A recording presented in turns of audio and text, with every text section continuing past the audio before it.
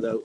waliba hadda maxaa la yiraahdaa erayada ugu waaweyn oo la yiraahdo ay tahay madaxweynaha waqtigiisa dhamaaday walow isaga uu diidan yahay oo leeyahay ilaa cid ibadasho maxaa la yiraahdaa ana madaxweyne ma raba inaan siyaasad galo laakiin waxaan rabaa in meesha fiican dadku wax ka arkaan oo ah khadiija waa wasiir gurmad u baxay waxay mudan tahay in la qadariyo iban maxaa la yiraahdaa iban haddii ay xataa maxaa la yiraahdaa ay khalad yani erayada ay tiri iyo meesha ay tagtay khalad loo arkana waxaan aan ka baryaa asxaabta qiimaha badan waa gabare inaan maxaa la yiraahdaa aan dhinac siyaasad laga eegin lagu xurmeeyo intaas waa mahadsantiin waa mahadsantaa booska waa ku soo laabanaynaa booska inuu hadda nagu soo biraan jecelnahay hal mar waxaan rabaa marka maadaama dhowr rag aan isku safnay dhanka dumarka hal mar inaan u waacano ishwaaq haddaan maqlayso gabadha ay ugu qoran tahay ishwaaq haddiina maqlayso haddii kale waa kasii gudbaynaa waa dadka raba inay hadlaan aad u badan booskaas dhanka dumarka waxaan fartuunaan siinaynaa haye fartuun haye bal hore u soco waan islaam dhammaantiina inkastoo barnaamijka la socon waxaan leeyahay wasiiradeena waa qof wanaagsan inta ani arkay waan islaam marka barnaamijka lama socdiye waa tahay haddaadan barnaamijka la socon dhib ma laha markan waxaan siinaynaa samadoon aan hal mar siinaynaa kadibna shiin culeya aadaynaa waa maqashaan malena idris haye aad u mahadsantahay idriis iyo maxamed saalax iyo akhyaarta sharafta badan meeshaan ku sugan adigoo codka noo dheereynayo waa idin salaamayaa marka ugu horeyso waa maqashaan malena idriisow haye haddaan usii gudagalo cabdiraxmaan cabdishakuur musharax madaxweyne hadalka oo maanta oo qoray runtii hadal wuxuu ahaa ififaallo maxaan ku rahaa dhiilo weyn keenaya ummadda soomaaliyeedna ku reebaya taariikhdana gelaya waxa qofka mas-uulka maanta oo qoro hadduu dhinto xataa waa hadal saameyntiisa yeelan doono oo qof walba oo soomaaliyeed oo dhihi doono maalin hadalkaas yidhi musharax cabdiraxmaan cabdishakuur ama qof hebel runtii cabdiraxmaan cabdishakuur wuxuu raadinayo waa madaxweynimona waxay ka dhexaysaa ummadda soomaaliyeed oo dhan cirif ilaa ka cirif wada degta qofka uu leeyahay uu dhahayay maantay maxaan ku rahdaa lama booqan karo oo mana booqan doono oo hadalladiisa siday u eg tahay aniga u cabirtay runtii waa madaxweyne soomaaliyeed oo ahaay oo wax weynna soo qabtay dokumentariyada iyo maaragtay iyo nidaamkii iyo dowladnimadii oo nooga tagayna maxamed siyaab barre aan maanta maalanayno aan ku doodayno oo dadka wax nagu qabsa aan kula doodayno marka cabdiraxmaan cabdishakuur hadal horena hore u dhaha waa la ogaayo wuxuu dhahay magaalada annagaa u dhalanay farmaajona uma dhalan taas micneheeda waxay tahay haddaan aniga aan sii qeexo in uu ula jeedo oo labadoodana mataqaanaa oo isku madlinaayo maxaan ku maxamed siyaab bare waa mariixaan farmaajona waa mariixaanna waa dad soomaaliyeed oo la og yahay inay gada degaan oo la og yahay inay mataqaanaa maxaan ku rahdaa galmudug iyo gees ka degaan oo siyaasadda ay ku hoos jiraan oo dad soomaaliyeed tiradooda la og yahay oo maxaan ku rahdaa la wada og yahay marka cabdiraxmaan cabdishakuur runtii meesha uu ku socdo iyo siduu wax u wado iyo siduu qaabka wax ku socdo waxay u eg tahay inuu god isku tuuraayo weliba qar iska tuuraayo marka aad iyo aadaan uga xumaanay shacabka soomaaliyeedana weliba annaga dhalinyaro soomaaliyeedana aniga maxamed bashiir ahaan waxaa ahayd qof muwaadin soomaaliyeed oo dhalinyaro oo waddanka wax ku bartay oo maxaan ku rahdaa weliba bartay siyaasadda runtii nin qof siyaasina iguma qaldi karo erey uu soo qoray ama fikirkiisa laakiin sida uu wax u wado cabdiraxmaan cabdishakuur waxay tahay inuu muddo isku tooxayo taasna waxay mataqaanaa usii gogol xaaraysaa inuusan helinba hal cod doorashada soo socoto halkaas oga baxa idriis aad wanaagsantaa idriis oo hadda hal daqiiqo isaamo uu Suleymaan maxamed adoo iga raali noqonayo waxaan rabaa inaan asxaabta gadaal nooga soo biirtay maadaama asxaab badan ay gadaal nooga soo biireen sidoo kalena dad aad u fara badan ay gacanta soo taaganayaan marka waxaan rabaa si aan qodobka dooda maadaama uu yahay qodob iska xiisa leh oo haddana u baahan in laga hadlo oo laga doodo oo wax cusubna ay tahay in hogaamiyaha cabdiraxmaan cabdishakuur uu si toos ah dad macnaha hadal ay dheheen uu ka daba qaadanayo kadibna wasiir marka waxaan rabaa mar kale inaan ku celiyo dadka asxaabta gadaal nooga soo birtay oo waa xasuusin oo waxaa xasuusin ah in wasiirka gargaarka iyo maareynta musiibooyinka dowladda federaalka soomaaliya khadiijo maxamed diiriye oo booqatay magaalada garbaharey ee gobolka gado oo maanta lacag $100,000 ah guddoonsiisay dad tabaalaysan oo gargaar u baahan ayaa waxa ay booqatay qabriga madaxweynihii hore ee soomaaliya 21 sano dalka maamulayay maxamed siyaad barre boosti ay soo dhigtay oo ay ku sheegtay oo ay tiri waxaan soo ziyaaranay qabriga aabasiyaad alla u naxariiso insha allah iyada oo cabdiraxmaan cabdishakuurna uu boostigaas screenshot inta ka soo qaaday uu yiri waa sida keliya ah ee aad ku raaligelin karto maxamed farmaajo madaxweynaha muddaxileedkiisa dhammaaday waatan aan diidi doonno marnaba aanan yeeli doonin cabdiraxmaan cabdishakuur hadalkiisa waa uu cad yahay waxa uu leeyahay in qabriga la booqdo maxamed siyaad barre waa tan keliya lagu raaligelin karo madaxweyne farmaajo khadiijo diiriye waa ay ka daba qaadatay khadiijo diiriye 20 sano ugu dambeysay siyaasadda ay ku jirtay ku dhawaad 15 sano ay xildhibaan ahayd wasiir kasta ay wax soo qabatay marka waxa ay tiri hadalka ugu kulula ay tiri ayaa waxa ay ahayd inay tiri saqir siyaasiga waa sidii majaaniinta oo xisaab looma qoro waa marxuum wax ma dhaamo meyd soconaya weeye marka waxa ay ku tilmaamtay in cabdiraxmaan cabdishakuur uu yahay meyd soconayo iyada oo sidoo kale boostiyo kale oo xasan sheekh maxamuud oo booqanayo qabriga siyaad barre ay soo hadal qaadatay oo tiri xabaalaha waa la booqanayaa waa xasuus aakhiro waxaase garta qofkii wax og marka intaasna waxay ahayd xasuusin oo cabdiraxmaan cabdishakuur iyo khadiijo diiriye u dhexaysa marka sulaymaan maadaama 2 jeer fursad aan ku siinay waxaan rabaa hal mar intaanan kugu soo noqon shiine cule ma maqlaysaa shiine ma ku jirtaa ha idris waa ku maqlaa walaal marka shiinow maadaama dee qodobka dooda u yahay cabdiraxmaan cabdishakuur wasiir khadiija waxaan rabaa fursad yar inaan ka faa'iidaysto maadaama dee aad ka timid maxkamadda ICJ oo aad la soo kulantay qaar ka tirsan guddigii maxaan ku yidhahdaa soomaaliya ku matalayay maxkamadda bal adigoo aad u soo koobayo maadaama dee indhahaaga wax badan aad ku soo aragtay rajada waa sida shiinow rajadu aad bay u fiicnayd wafdiga dowladda ka socda oo meesha joogay oo ra'iisul wasaare ku-xigeenku uu hogaaminayay danjirayaal badan oo ay ka mid yihiin ay xubno ka hayeen waxay noo sheegeen rajo fiican inay qabaan in mar haddii Kenya meeshii ka baaqatay dowladdii Soomaaliya uun la dhegaysanayo dhinacoodii taasina ay Soomaaliya u saamaxayso inay gar naqsato oo waqti badan oo hore ciriiri u ahaa uusan hadda jirin hadda ciddii la doodaysay oo wax ku haysatay oo maaragtay doodeeda akhrisan lahaydna ay meesha maaragtay ka maqan tahay marka rajadu aad bay u fiicnayd dad badan oo Soomaaliyeed aan meesha ku tagnay si madaxda loo dhiirigeliyo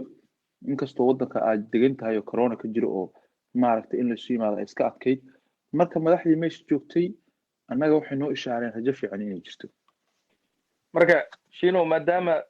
mahdi guuleed khadar ra'iisul wasaare ku-xigeenka xukuumadda oo gacanta ku haya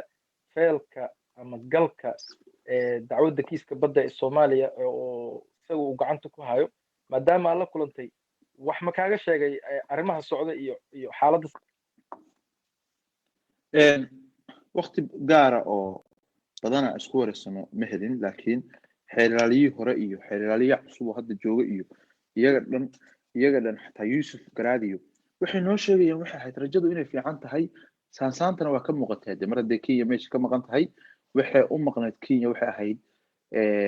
waa garnaqsatay iyadoo barnaamijka joogta waxa u soo baxday markii dadkii garsoorka maaragtay garyaqaanada uu ahaa u dooday ee la tashatay inaan meeshaas guuli uga soo socon marka waxay door biday inay barnaamijka iska joogto beri ka maalin go'aanka marka la gaaro si ay u tiraahdo annagu dooda qayb kama aanan ahayn maaragtay intii dambe oo ay u qaadacdo xukunka oo halka ay fursad kale uga raadiso marka ififaalaha iyo madaxdu maaragtay ishaarada ay bixinayeen waxay ahayd meesha inay guul ka soo socoto marka su-aasha ugu dambaysa marka waxay tahay labadii maalin u dambeysay shalay iyo maanta Soomaaliya ayaa la dhageystay berito wixii ka dambeeyay Kenya ayaa la dhageysan doonaa kulley sida ay xaaladda noqon doonto lama saadaalin karo maadaama Kenya aysan meesha ay joogin marka su-aasha ugu dambaysa oo arrinta badda ku saabsan ayaa waxay tahay bal dadkii Soomaalida ah ee aad ku aragtay afaafka hore ee maxkamadda qaarkood ka yimid wadamo kale oo Yurub ah qaarkoodna maxaan ku yiraahdaa Holland joogay oo adigana aad ka soo safartay gaari aad uga soo safartay Germany bal markaa dadka aragtay meeshuna ma joogin sida la sheegay qof Kenyaan ah oo shacab ah oo kulligood waxay ahayd Soomaali bal shucuurtaas iyo sida Soomaalida ay u yihiin dad marka ay timaado arrin qadiyad ah ama arrin Soomaaliya wax dacwadeeda iyo bal xaaladaas ka waran shacabka markaas dadka shucuurtooda horta aad ay u sareysay dad badan oo waayeel ah oo wadamo maaragtay ka yimi xataa waa joogeen oo waayeel ah xanuunkan hadda jirana dadka waayeelka aad ugu daran yahay saasay tahay wallahi dad badan oo dumar iyo rag bale oo waayeel oo wadamo dhowr ka yimi baa joogay marka Soomaalida shucuurtooda aad maaragtay u kacsanayd madaxda waa u shacayeen markay meesha soo galayeen iyo markay ka soo baxayeenba hal ku dhigyo fiican oo maaragtay lagu dhiirigelinayo bay qaadayeen saa Xuseena Kenyaati ma joogin meesha dad Kenyaati ma joogin oo maxaa shacab yimaada dawladoodii lafaheeda u baqday haddii inaga dawladeeni aysan meesha iman oo iyadii aysan maraynin de inaga maxay ka raadin lahayn waa iska yaraan lahayd shacabka Kenya arrintan sidaynu inaga ugu baraarugsanahay uguma baraarugsana iyagu sababtoo ah waxa weeye wax ka maqan male badatan dawladooda in ku qabsatay marka iyagu waa ku qabsay ku qadimaysidee waxay ku jiraan haddaa heshaana dee waa wax idiin soo kordhay haddaa weydaamna horeyba dee dad kale maaragtay waxooda ugu qabsateen marka inuu Soomaalida meesha timaado sidaa u qayliso waayeel iyo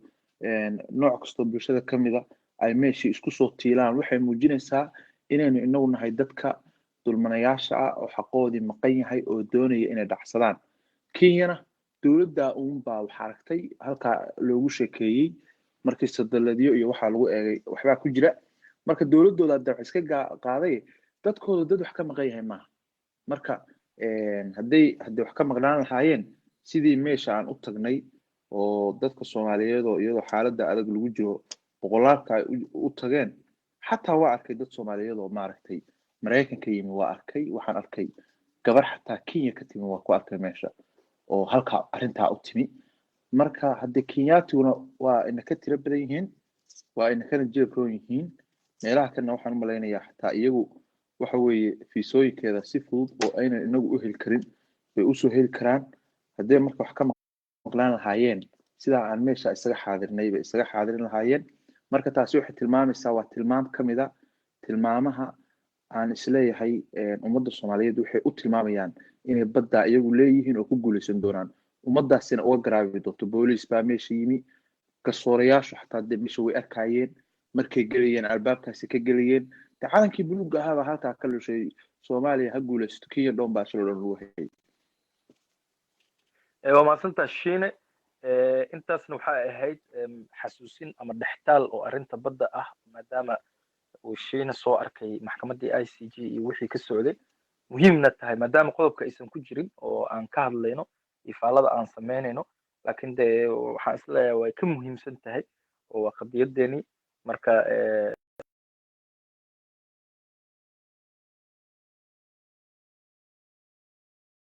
aadna wala socotay bal khabrigii Maxamed Siyaad Baraa la booqday wasiir Khadiija booqatay maxaan ku raahdaa hogaamiyaha xisbiga wadajir Cabdiraxmaan Cabdishakuur waa tii uu ku tilmaamay in sida kaliya ee farmaajo lagu raali gelin kara ay tahay in la booqdo khabriga Maxamed Siyaad Barre Khadiija Diiriyana jawaabta ay ka bixisay ay noqotay hadal si toos ah uga socda Cabdiraxmaan Cabdishakuur oo ay sheegayso inuu yahay qof meed socda ah wala aragtida aniga aragtidayda haddii ninka Cabdiraxmaan Cabdishakuur waa nin siyaasiya waddanka xilal kala duwan ka soo qabtay ummadda Soomaaliyeed la wada yaqaano la garanayo haddana u tartamaya oo rajaynaya madaxweynihii waddanka in loo doorto oo madaxweynaha hadda jooga haddii ilaahay u calfo uu bedelo waa nin aniga maaragtay si gaar ah isu naqaano oo khiyaara runtii waxaan oran karaa arrintaas haddee waa adigu odaygu hadalkaasi istaahil kuma ahayn marka loo eego de miisaankiisa iyo inuu hadalkaasi ka dhaco waa laga fiicnaa waan leeyahay soomaalidu waxay tirahdaa meel kasta ka muuqo waa lagu macno beelaa ninkaan nin hogaamiye ah weeye hankiisu meel sare yahay inuu waxyaabo maaragtay hoose uu ku habsaamo oo xataa haddayba xataa sax tahay oo u arko inay saasi sax tahay waxyaabaha qaarkood de inuu maaragtay dadka kale oo u daayo ka habboon marka anigu waxay ila tahay hadalkaasi odayga hadalkiisii ma ahayn isaguna meel kordhac ku yahay nin madaxweyne u tartamaya oo maaragtay waxay ahayd ninkaa farmaajo inuu la level la maxaan ku dhahdaa la gadaa noqdo oo farmaajo wuxuu khaldo ka hadlo oo isaga xataa u jawaabo sababtoo ah ninkaasi maaragtay la beretamayaa wasiirad 10 sano ka hor buu wasiir soo ahaa xukuumadu shaqaynayso xukuumad ka tirsan isagoo wasiiru ma sharaxna waxay ahayd xogeyaasha xisbigiisa ka tirsan xogeyaha arrimaha dibadda ama xogeyaal buu leeyahay inay kuwaas xataa haddii khadiijo ama wasiir kale wax khaldo inuu kuwa u daayo baa fiicnaan lahayd khadiijo arrinta qabriga ee tagtay maxamed siyaad barre allaha u naxariisto madaxweyne soomaaliyeed buu ahaa waddanka muddo dheer soo maamulayay qofkuna de markuu talada qabto dadku labay noqdaan dad taageersan iyo dad kasoo horjeeda bini aadankana de isku fikir maha isku aragti maha qoloba si u aragtaa siyaad barre waa xaqiiqday dad badan oo taageersanna waa jiraan dad badanoo inuu maaragtay xukunka muddadu joogay ay wax ka khaldameen u arka oo dhaliilsanna waa jiraan laakiin wuxuu ahaaba isagu waa tegey hadda addoon buu ahaa tiisii baa timi qabri buu maanta yaalaa ummadda soomaaliyeed iyo maaragtay dhaqankooda iyo diinteennu si ayna faraysano de qofku hadduu meyd noqdo dee ka daba hadal male xisaabtiisii xag rabbi ku wareegtay waxa fiican ciddii awoodda oo khayr ku jiraa in maaragtay xataa ay aaminsanayd hadduu wax ka khalday qofkaasi meydkaa inay maaragtay cafido in loo duceeyana waa waajib weeye khadiijo haddii gobolka geda tagtay khiyaara iyadu lahayd buu ahaa inay qabriga siyaad barre tagto iyo inaysan tegin madaxda markay tagaan gedana qabrigaa waa la tegi jiray dowladihii horaa la tegi jiray ra-iisul wasaareyaal baa tegi jiray madaxweyneyaal baa tegi jiray oo madaxweyne maxaan ku rahdaye xasan sheekh uu ka mid ahaa intaan arkayna wafdi dowladeed oo heer wasiiro ah ama ra-iisul wasaare ama madaxweyne oo markay gada tagaan aan qabrigaa soo boqanay maaragtay ma jirin hadda waxa isbedel keliya waxay tahay nin mareexaana baa madaxweyne waddanka ka ah oo farmaajo la yiraahdo ninkastoo muddadiisi hadda ay dhammaatay weli xafiiska sii jooga siyaad barrena waa nin mareexaana marka waagii hore xasan sheekh markuu tegayna hadal lagama doonin wasiiradiisu markay tagaanna hadal lagama doonin ra-iisul wasaareyaashiisu markay tagaanna hadal lagama doonin hadda waxaa hadalka looga doonaya waxa weeye farmaajo iyo siyaad barre baa la rabaa in la xiriiriyo dadkaasna dee laba nin oo soomaaliyeed weeye qabiil waa ku xiriiraanoo waa nin oo mareexaan ah weye qabiilkana dee waa litacaarafu in laisku garto oo lagu abtirsado weeye cidina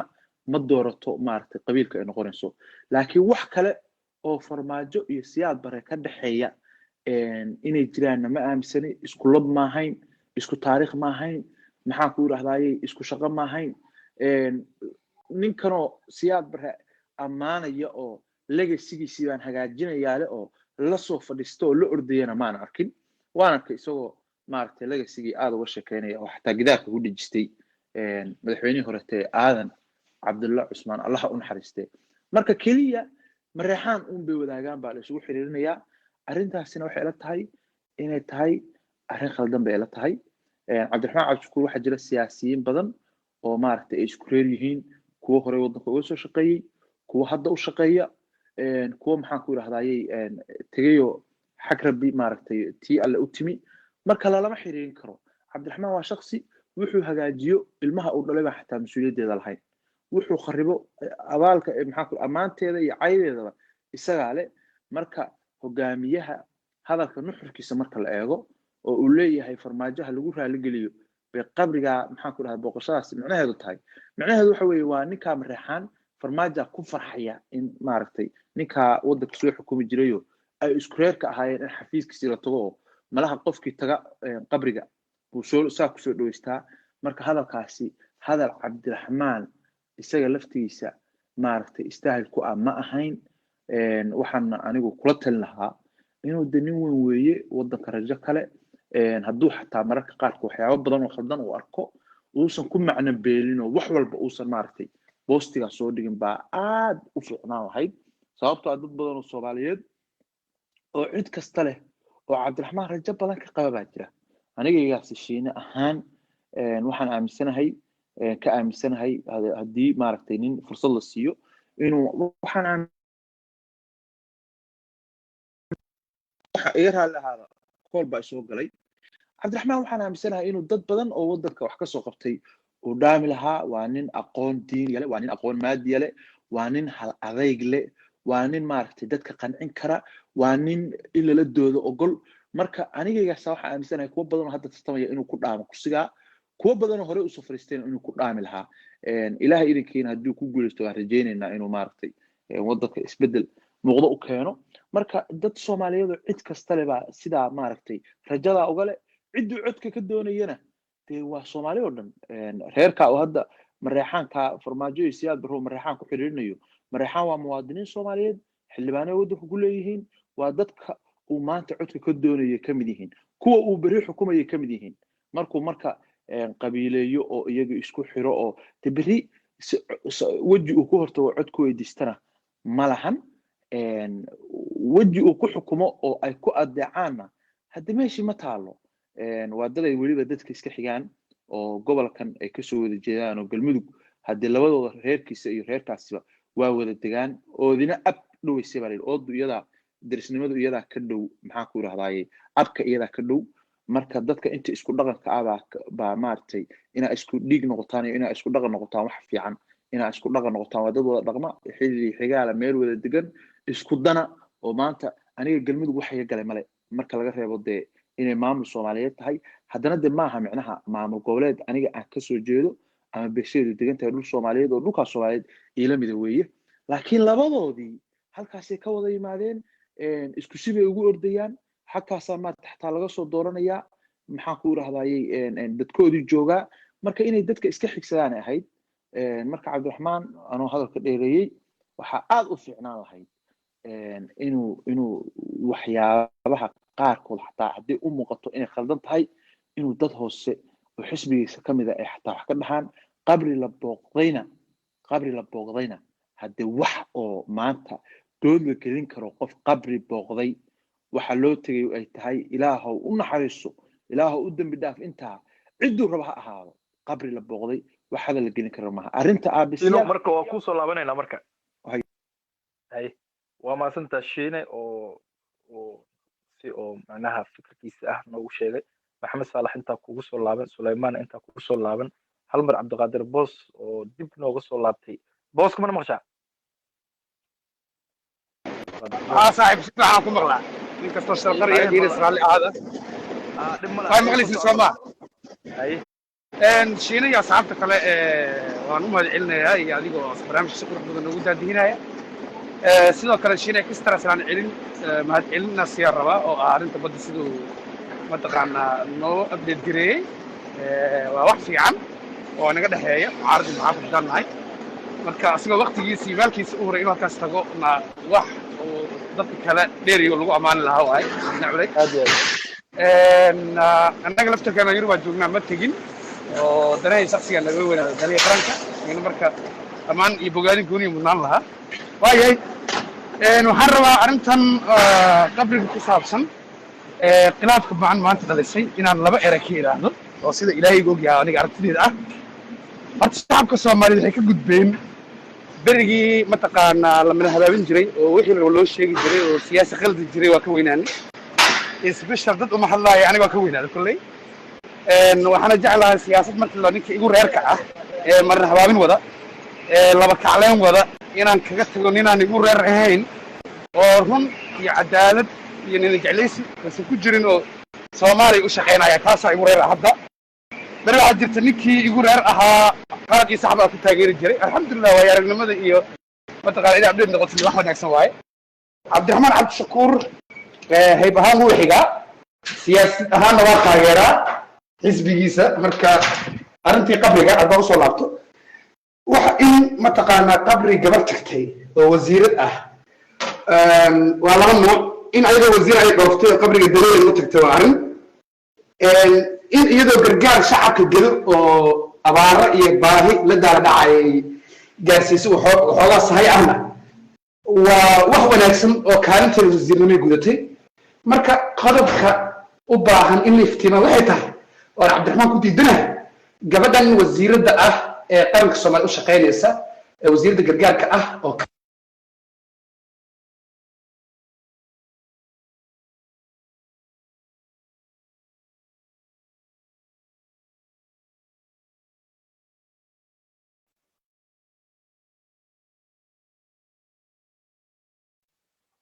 بوس كمان ما شاء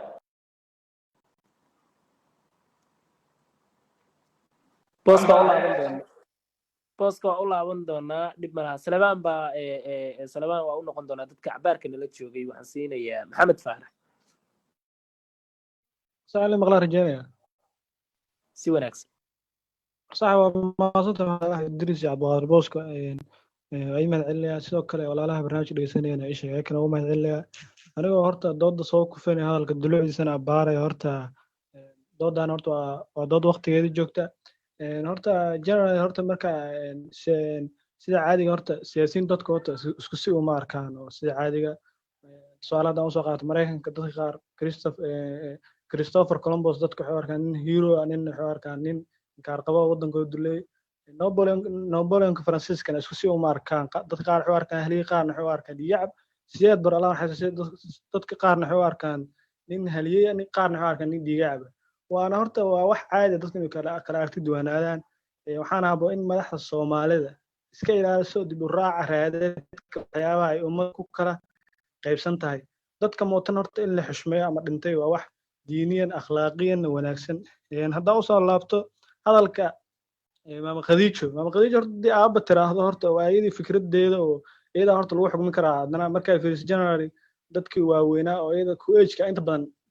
محمد سياد برحية هذا بالسياد وكله واحد كعادة أصله هاي بس مدة ما يكون جرت وحياة هاي ماما خديجة حاجة إذا كلية تكعن بار لك اللي بوقشة دي وحاب بقول جرباري قفل ممكن تو حاتي حسن شيخ محمود مدحوني ورا حاتي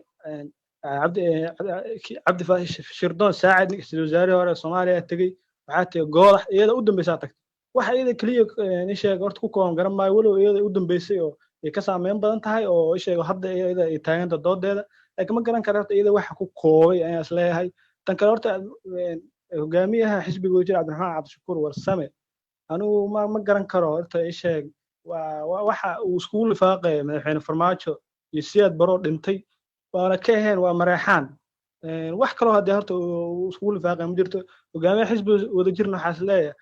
ma haysto la taliyaal fiican ama isheeg oo aragti dheer leh oo isheeg waxyaabaha qaar markuu soo qoriyo ka fiirsado waxaa moodaa in wadaxaashku mar walba xabaddaas isku riday ama xabaddaas isku dhufanay miyo waana mahadsantihin saaxiibaya idris waxaa filaya qadka iga go'aamreena haddii si wanaagsan ama si hagaagsan ay maqasheen oo okay waa ka baxaya waa ku maqalnaa sii wada idris neelada joog hanaga tegi بوس walaalayaal qadka iga go'ay ma garan karo meesha aan maraayay laakiin haddaad soo koobo daqiiqad ku soo koobo ilan sidii aan u hadla ma u soo celin karo canjalad isduubtana maahiye Mr. Cabdiraxmaan waxaa laga rabay murashax siyaasadda Soomaaliya u taagan xil madaxweyne oo ah in siyaasaddiisa uu kobciyo oo laga rabay inuu yiraahdo waxaa mahadsan wasiirkaas ka tirsan xukuumadda Roble oo gargaarka gaarsiiyay shacabka gada degan oo isaga bari madaxweyne u noqon doono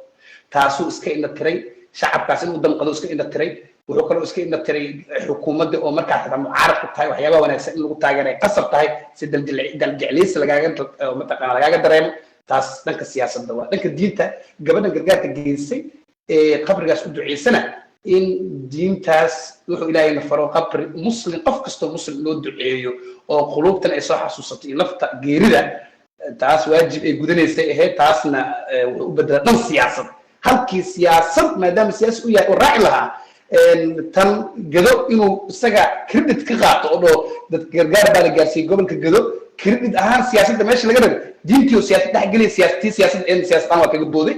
marka arrintaas aniga dowladna ma taageero cabdiraxmaan cabdishakuurna waxaan fikir isku mid ka nahay arrinta farmaajo iyo siyaad baran laba qof oo isku da maaha laba qof oo isku iskuul maaha dadka deegaankaas degay mareexaan u badanna waa dad maanta muddaa in gargaar loo geeyo in la siyaasadeeyo oo siyaad barre iyo ma aha taasna ceebay ahayd hadduu siyaad barre madaxweyne soomaaliyeed waayo hadduu mareexaan wax u tarayana mareexaanka halkaas maanta gargaarka loogu geenayo wax u tari lahaa dhulka hoostiisa ku jira qabiil iyo qofna islama socdaan cabdiraxmaan cabdishakuur marka waxaan kusoo gabagabeynaya isku aragti wax badan aa ka naha laakiin tan maanta dhinaca farmaajo iyo xukuumadda gargaarka halkaas ay gaarsiina taga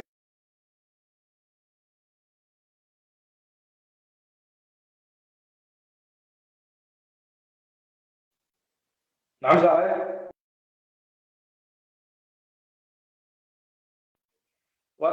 سليمان بسرعة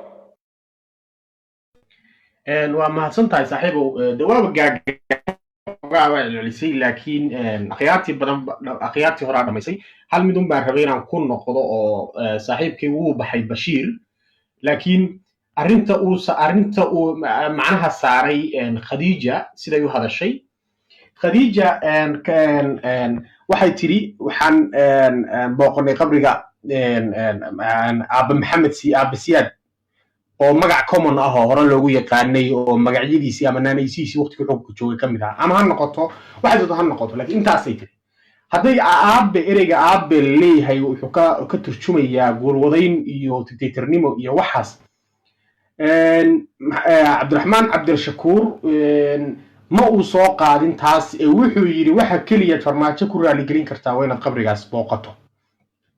buu yidhi sama waxaasna mana yeeli doono mana yeeli mayno mana yeeli doono waxna caas u tahay marka waxaan ka wadaa saaxiibayaalow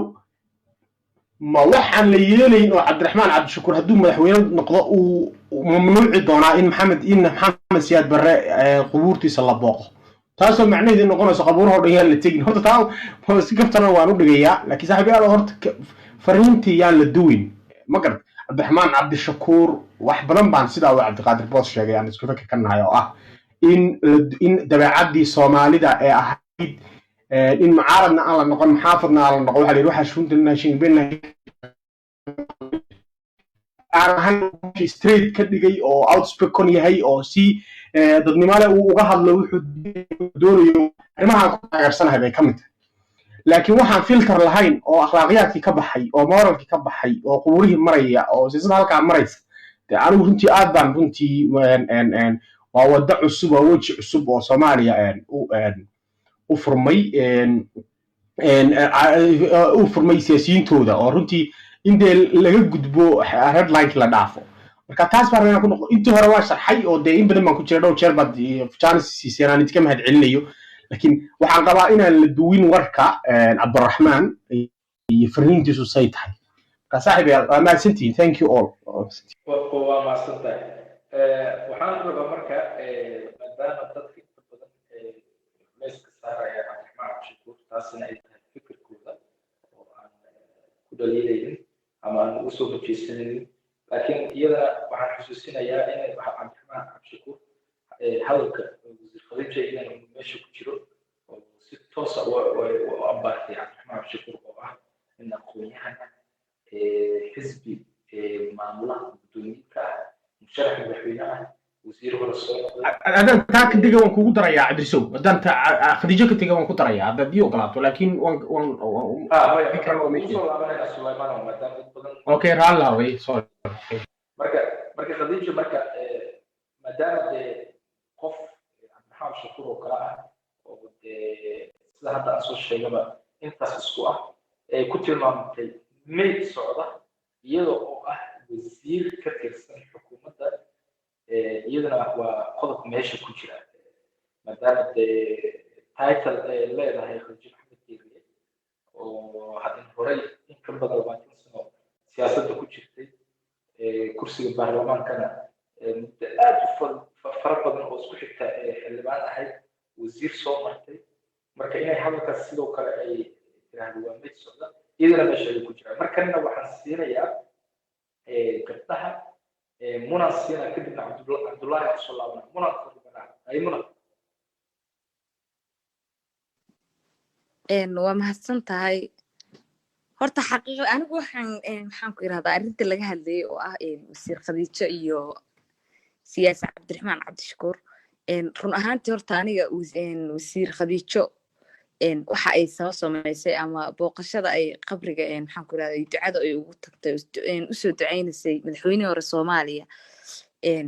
arrin ila wanaagsan ma ahan inuu dabagalo siyaasiga cabdiraxmaan cabdishakuur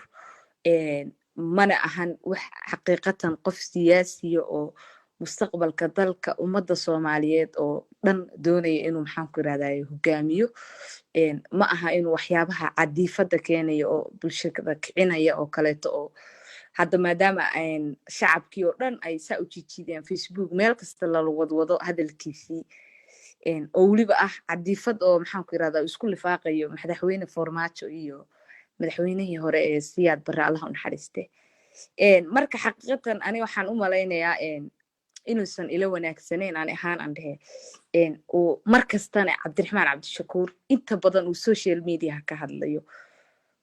oo waxyaabaha qaar dadka uu ku ataagaraynaya oo maxaan ku irahdaa asagu uu isku toogto oo rasaasta uu cagihiisa iskala dhaco dhiiqana dhex fariisto mararka qaarkood markaa dhageysatidna waxaa isdhahaysaa siyaasi codkara oo waxa weeyaan maxaan ku irahdaa dalka iyo dadkaba wax weyn u qaban doona hadduu uu maanta ku guuleysto mustaqbalka dalka hogaamihiisa haddana mararka qaarkood waxyaabaha uu ku dhaqmayo ma aha waxyaabo ku wanaagsan siyaasi Soomaaliyeed waxyaabaha cadiifadaan in iska daayo weeye waana uu ku qaldan yahay waxa uu hadda sameeyay oo bulsho kicinta cadiifada qabyaalada mooyi waxyaabaha isugu lifaaqayo Farmaajo iyo Siyaad Barre markasta uu hadlayo ama uu Farmaajo rabo inuu wax ka sheegana saas uu isugu lifaaqaa dadka siyaasiyiinta kaleeto oo maxaan ku irahdaa ama daaroodka mararka ay hadlayaan oo kaleeto ama ay wax ka hadlayaan arrimo ma aha iyagu isku inta badan ma soo adeegsadaan siyaasiyiintii hawiyahoo kaleeto oo dhintay ama kuwa nool cabdiraxmaan cabdishakuur waxaan dhihi lahaa arrintaas dib ha isugu noqdo waxaasna wax sidaas uu yeelayna si wanaagsan ma ahan madaxweyne Farmaajo iyo Siyaad Barre waa madaxweynayaal Soomaaliya midna dhintay bari hore wax iska quseeyana male ummadda Soomaaliyeedna cadiifadaha kala gelin baan dhihi lahayn wajhi xumadana iska dhaafo siyaasi Soomaaliyeed maadaama uu dalka doonaya inuu hogaamiyo waxyaabaha qaarkood muhiim ma ahan in laga hadlo ama la dhex tabaasho dhiiqadaas oo kale aad baa u mahadsantahay Cabdullaahi Axmed oo isaguna siyaasadda in badan wax ka qoray lama socdo arrintan ka waran Cabdullaahi waa mahadsantahay Idris السلام عليكم ورحمة الله وبركاته ragga kale ee hosta gareynaya barnaamijkan aad ay idin salaamay runtii aniga waan arkay qoraalada ay sameeyeen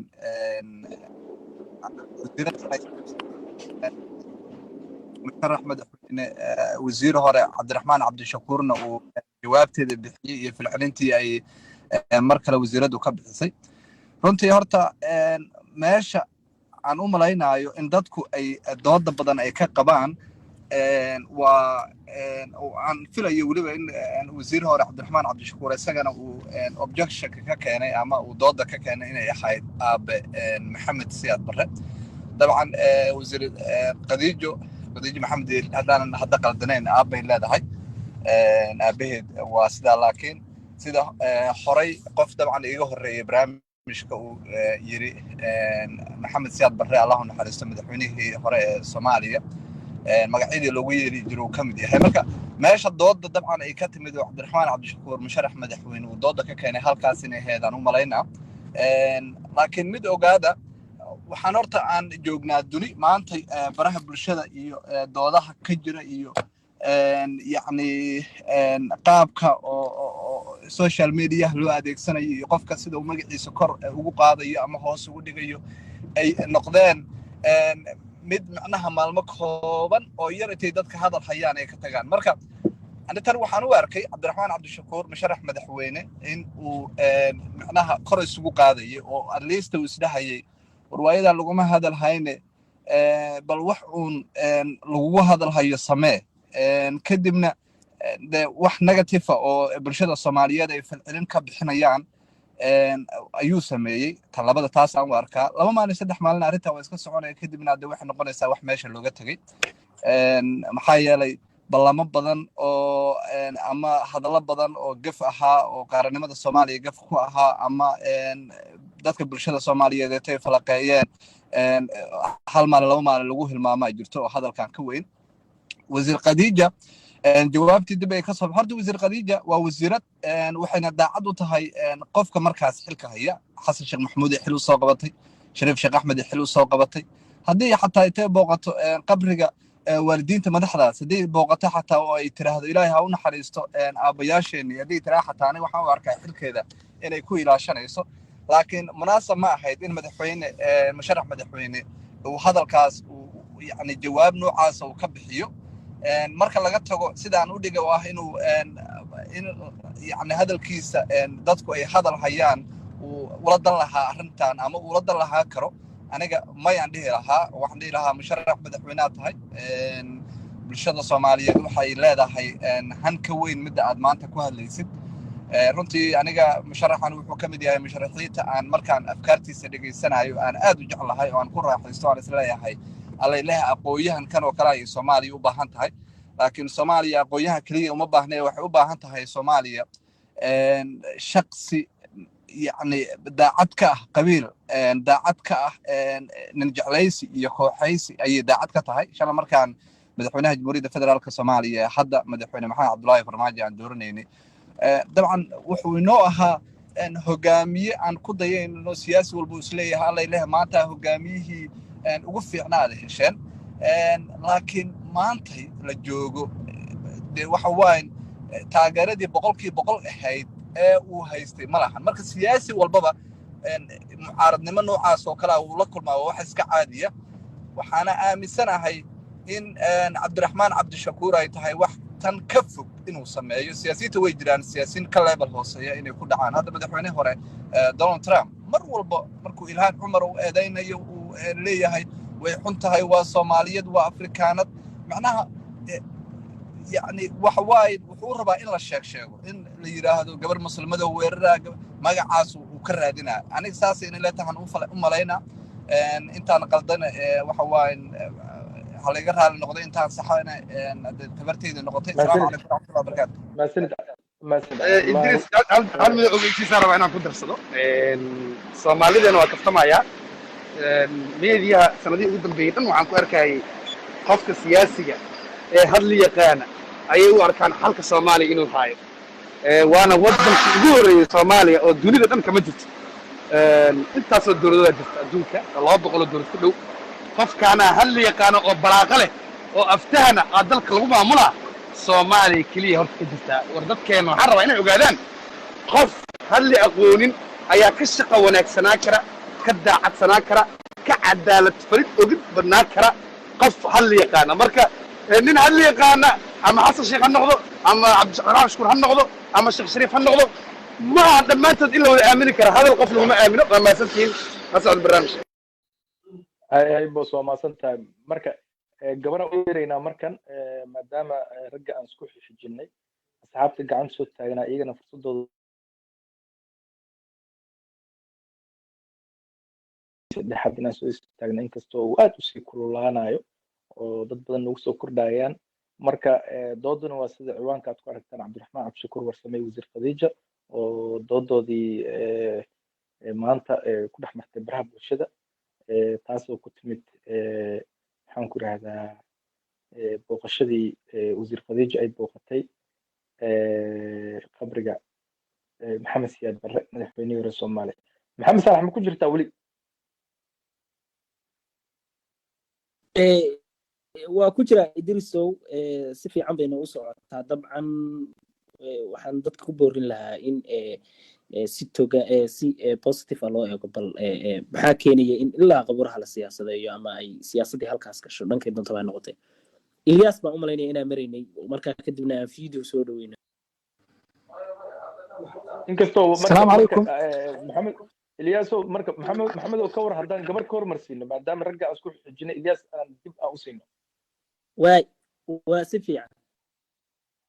marka waxaan sameynaynaa mar kasto si oo cadaalad ay noogu noqoto waa sida caadiga ah dee dooda markii laba qofood oo rag aan siino inaan gabar ama gabar kale laba gabar aan siino marka saasaan xoogaa u wadaynaa suhuur hadda ina maqlayso gabadha ay ugu qoran tahay suhuur oo meesha ku jirta okay suhuur waa ka gudbaynaa haddii aysan ayna maqlayn marka gabar kale aan ku bedelaynaa fawzi raxma ma aqaan qofka soo hormaray laakiin raxmaan ku hormaraynaa hey raxma السلام عليكم وأنا السلام دمانتي أنت دقيسنيسا إيه أنت هذا الشيء إيه أنتي ندادهينيسا بقى هدان عن سكود داير رأيي قصان وأركو هذا عبد الرحمن عبد الشكور وقري أما ويري كسابسن قبل جاي بوقته وسيرد خديجة وحي أموقتها هذا القذفة ونوين كدعي أو ماشي كوها بونين waxaana yar ceeb ah adigoo maaragtay u taagan xilkii ugu sarreeyay Soomaalida oo isu sharaxay madaxweynenimadaasoo aad u tahay madaxweyne haddii uu ku guuleysto Soomaali oo idil rag iyo dumarba oo maaragtay markaad nin madax doonaya inaad noqotona madaxdii kale kaa horreysay hadday wax xun faleen iyo hadday wax fiican faleen waa madax waddanka soo qabatay haddana qofkii maaragtay qabri ku jira iyadana dee diiniyan baabayna ahayn in faraha loola galo marka hadalkaasu hadal meesha qabanayay muu ahayn hadal maaragtay waxoogaa cumaamadu kaga dhacday cabdiraxmaan cabdishakuur buu ayuu ahaa waxaana la yaab ah in dadka u tartamaya madaxweynenimada maaha uu nimanka cabdiraxmaan mise waxaan ka hadlayaa asliyanba in maaragtay aynu ka yeelayno in ay waxay rabaan iskaga hadlaan iyo kuwa marka qaar kuwa madaxda aba kuwa u tartamaya uun maaha inay wax walba iskaga hadlaan waxa weeyaan dhaqan u baahan in wax laga bedelo oo qofku maaragtay aanu dee position kastuu jooga aanu wax walba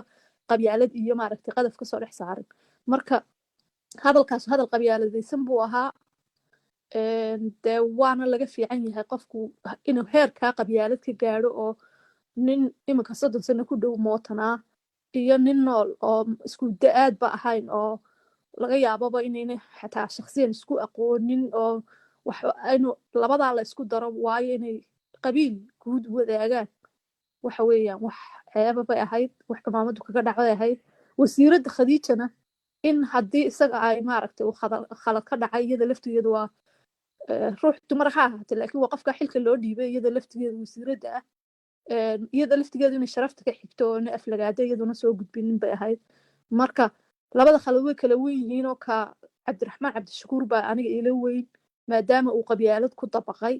qabyaaladaasoo ina daashatay u baahan inaynu ka hortagno oo maaragta wax ka bedelno laakiin hadalka khadiijo laftigiisu muu ku habboonayn meesha intaas maa kusoo koobi lahaa waana mahadsantihi waa mahadsantaha raxma Ilyas ku soco السلام عليكم وان دغيستay fikradaha yani dadka dhan caawa hadlayay waxaan u muuqdaa anigu mid ka fikir duwan oo ka fikir gedisan oo arinta meel kale ka fiirinaya waan arkay qoraalka cabdiraxmaan cabdishakuur waa la dhihi karaa way fiicneed inuusan u jawaabin maamada laakiin hadduu u jawaabay maxaa qalad oo ku jiro hadalkiisa ama qoraalkiisa marka anu waxaan dhihi karaa hadalka cabdiraxmaan cabdishakuur gudoomiye cabdiraxmaan cabdishakuur wuxuu ila muuqda mid yani kobcinayo ama rabo inuu hormariyo dimuqraadiyadda Soomaaliya isla markaana uga digayo ama diidan in wasiiradu ay noqdaan kuwo ammaano madaxda uguna yeeraan magacyadii ay jeclaayeen dictatorku anaga waan ognahay siyaad barre wuxuu ahaa maanta ka hadlimayno marka in magacyadii uu jeclaay shalay markuu noolay maanta waa dhintay Allah u naxariisto inaan maanta ugu yeerno aabe kelmadda aabe waxaan isleeyahay maahan kelmad lagu helay jacayl ama qofka mid dadka maskaxdooda ka soo gooday waa kelmad ku timid dictatornimo in aabe lagu yeero macnaha qof kasta aabe uu leeyahay aniga qofan idhan aabe maanta ma dhihi karo laakiin xushmad iyo qadarin haddaan u hayo magacyo kale oo mudan oo loogu yeeri karo ayaa jiro qofkaas aad ku oran karto marka in maanta kelmad aabe inaan dhahno macnaha qof aan micnaha aan ognahay